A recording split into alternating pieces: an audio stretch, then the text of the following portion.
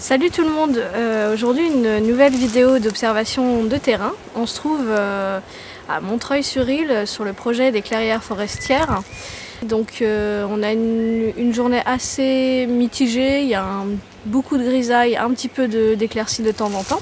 Il y a un petit vent quand même qui passe, qui pénètre sur toute la parcelle. Enfin, sur toutes les parcelles. Là je me trouve plus sur les parcelles forestières, puisqu'il y a aussi une partie jardin avec un projet de potager surtout vivace et perpétuel, avec une serre. Là il est presque 17 h, donc on est en fin de journée. Et puis bon, on peut s'apercevoir quand même que sur la parcelle forestière, il y a quand même des éclaircies naturelles. Donc il n'y aura pas beaucoup d'élagage à faire, on va privilégier les éclaircies naturelles pour vraiment cultiver à l'intérieur du petit bois.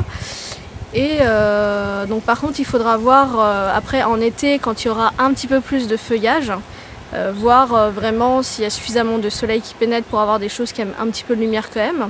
Il faudra voir aussi l'emplacement pour faire les petites champignonnières, les cultures de champignons sur bûche. Et puis voir s'il y aura besoin de faire de l'élagage pour le parcours de cueillette, en sachant que ça va être beaucoup de framboisiers, mûriers, etc. Donc pas forcément des choses qui ont besoin de plein soleil toute la journée. Donc là ça se concrétise, les idées sont bien précisées. Donc faire quelques clairières forestières, donc avec des plantes comestibles, principalement des plantes qui aiment, qui aiment le sol forestier, donc vraiment comme un jardin-forêt. Un petit parcours de cueillette, puisqu'en fait il traverse beaucoup le bois pour aller sur le canal qui est un peu plus haut dans le fond de la parcelle. Donc ça permettrait de faire des balades cueillettes. Et puis restaurer les mares, parce qu'ils ont ici deux mares naturelles. Enfin naturelles oui et non en fait. Elles sont rendues naturelles, mais à la base c'est des mares artificielles. Donc ils sont beaucoup assez encrassés, donc il faudrait venir curer tout ça et puis restaurer les berges, parce qu'il y a des ragondins et des rats musqués qui ont fait des trous, et puis avec le temps aussi vraiment la berge s'est érodée. Donc il y aura tout un travail de restauration des deux mares.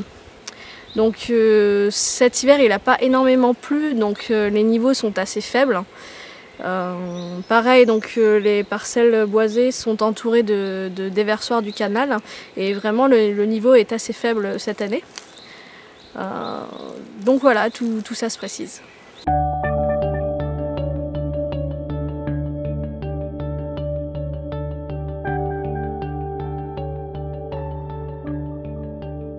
Là on est au niveau de la plus grande mare, donc comme vous pouvez voir le niveau est vraiment très faible.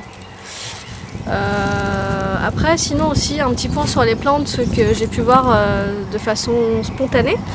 Donc on a des lactaires, on a des jacinthes des bois, de la salicaire, des compagnons blancs.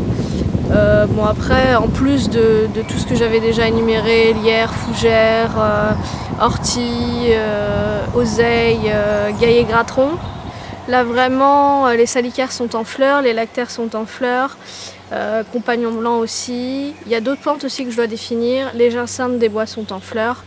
Voilà, il y a quand même pas mal de végétation spontanée qui prennent de plus en plus de place depuis les années ici, vu que voilà, c'est laissé un maximum à l'état sauvage.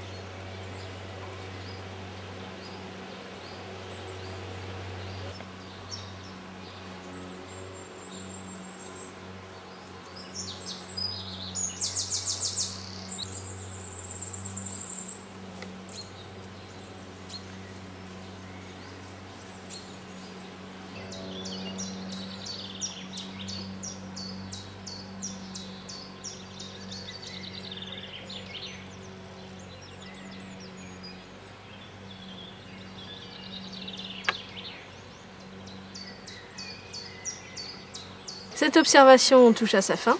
Là, on se trouve plus du côté jardin où il va y avoir le futur potager avec la serre aussi. Un potager donc plus de vivaces, perpétuelles, des choses voilà, qui ont plusieurs cycles et qui ne demandent pas beaucoup d'entretien. Donc à cet endroit, il y a quand même beaucoup de soleil, à part le matin, parce qu'il y a des arbres qui le cachent un peu, mais sinon c'est quand même assez ensoleillé. Je reviendrai aux portes de l'été pour voir, une fois que toutes les feuilles des arbres seront installées, voir véritablement les puits de lumière naturelle, même en été, etc. Je vous dis à la prochaine pour une future vidéo. Ciao!